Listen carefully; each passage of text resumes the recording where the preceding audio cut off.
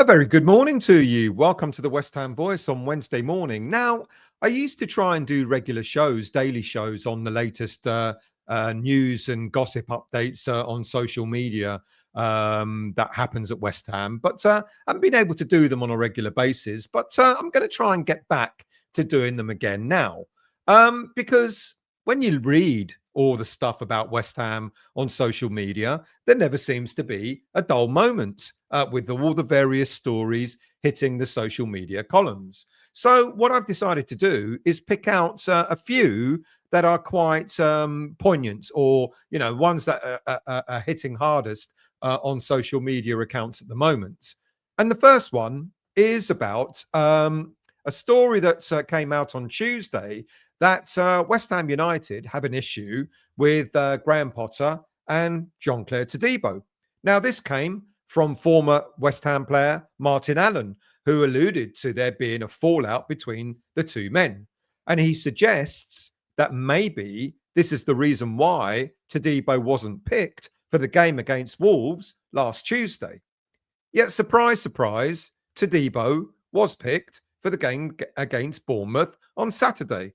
Now, I like Martin Allen, got nothing against him. I'm not suggesting that he's got his information wrong, but I'm not sure how much substance there is to this story. And as with most things, I will take this fallout claim with a little bit of pinch of salt.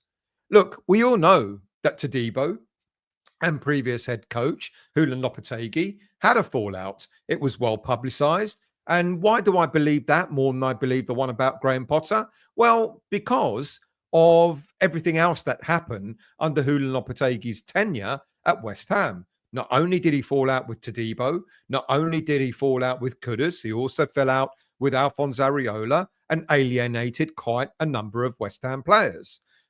So for this to happen again with one of the same players and Graham Potter seems a little bit too far-fetched for me. Todibo was one of the players interviewed on West Ham's official website after the weekend's game against Bournemouth, and he seemed quite happy to do so in front of the cameras. And there was also a recent article about Todibo which suggests he's a fairly quiet character, doesn't really go out much, is far happier being at home with his wife and family, etc. So I'm finding it a little bit difficult that he could have possibly have fallen out with yet another head coach. Of course, the rumour that there was a fallout now begs the question whether we should be signing Todibo on a permanent basis. As you know, his loan option, we've got a loan with an obligation to buy deal, and the obligation has already been triggered. So West Ham are already committed to buying the young central defender. Look, in all honesty, I don't think there's any issue whatsoever between Potter and Todibo. Otherwise, there's no way that Potter would have picked him for the game against Bournemouth at the weekend. Let's move on to another story. Now, whenever a player has a bad game, the stories are out that we are most definitely 100% replacing that player in the next transfer window. And that's the case with Alphonse Areola, who, fair enough, didn't really have the best of games against Bournemouth at the weekend. So is it any surprise that a number of suitors are now being touted? And the latest goalie that's being linked to West Ham is James Trafford from Burnley. Or according to the so-called ITKs, that's the player, that's the goalkeeper that West Ham want because he's very highly rated at the club. I don't doubt that James Trafford is highly rated. I don't dispute that. But Burnley are currently top of the championship. They're looking most likely to win promotion, probably straight out rather than having to go through the playoffs. And barring any almighty collapse, I'm expecting to see Burnley in the Premier League next season. And if that happens, I doubt very much that Trafford is going anywhere but staying at Burnley. It's at the Burnley club himself. That aside, I don't honestly think that a goalie is going to be Graham Potter's on the top of the priority list for Graham Potter in the transfer market, especially given that we're going to probably have quite a number of players leaving in different positions throughout the squad. I think Potter is targeting most definitely a box-to-box midfielder, definitely a striker, possibly, almost definitely, almost certainly another central defender before he'd even remotely consider looking at replacing Alphonse Areola. And whilst Areola hasn't had the best of seasons, which you could argue goes for almost every West Ham player in the squad this season, I think we kind of forget far too easily just how good he's been overall in his time at the club, with some breathtaking saves that he's made over the years that he's been with us. And to be brutally honest, and with the greatest of respect, no ITK will have any idea at this stage of the season as to which positions Graham Potter is targeting, let alone picking out particular players for those positions. Look, I find it amusing that these stories continue to get peddled and fans believe them as gospel. It's a shame because, like I always say, you should always treat a lot of transfer gossip, especially when the transfer window is nowhere near being open, with a big pinch of salt. Okay, let's move on to another story.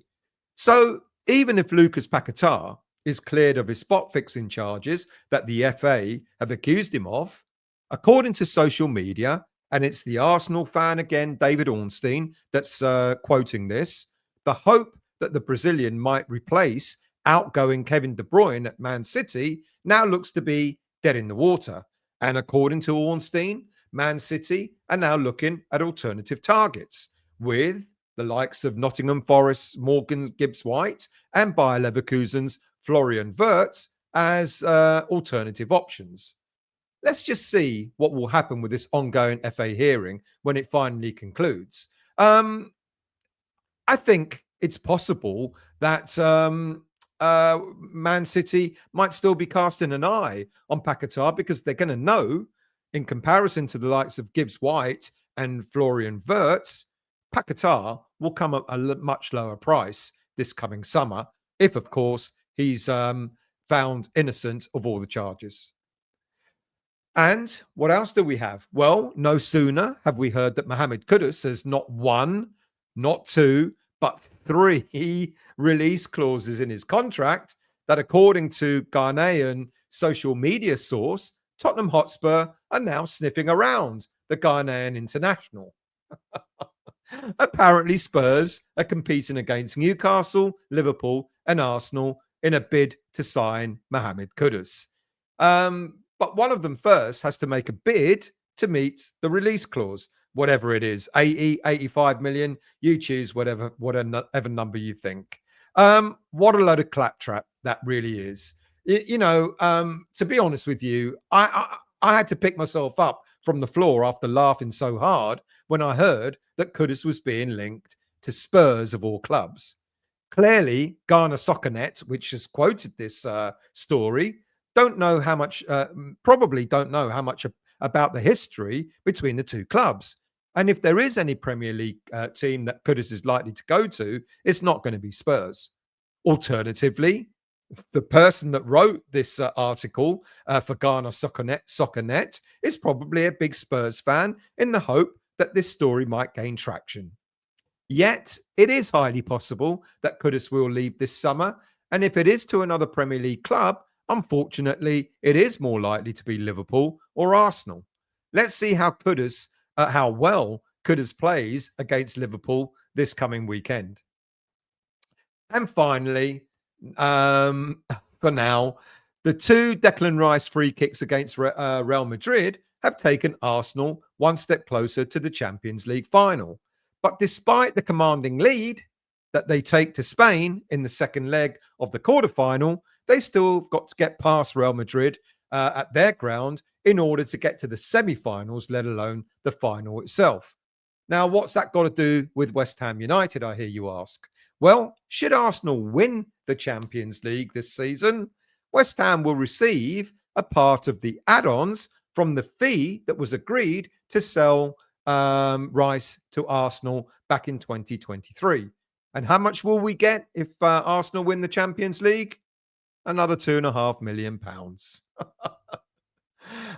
Look, good luck to Declan Rice. Clearly, I don't want Arsenal to win the Champions League, but I wish Declan Rice well. Well, I wish him well when he comes back to West Ham when his contract finishes in the next 3 years or whatever it is left of it.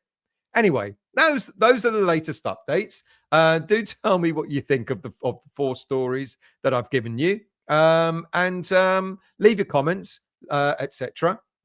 And if you enjoy the content, please do hit that like button. That's really, really important. And if you've enjoyed it so much and you're yet to become a subscriber of the channel, please also subscribe to the West Ham Voice. Costs nothing to subscribe, and all the content is free.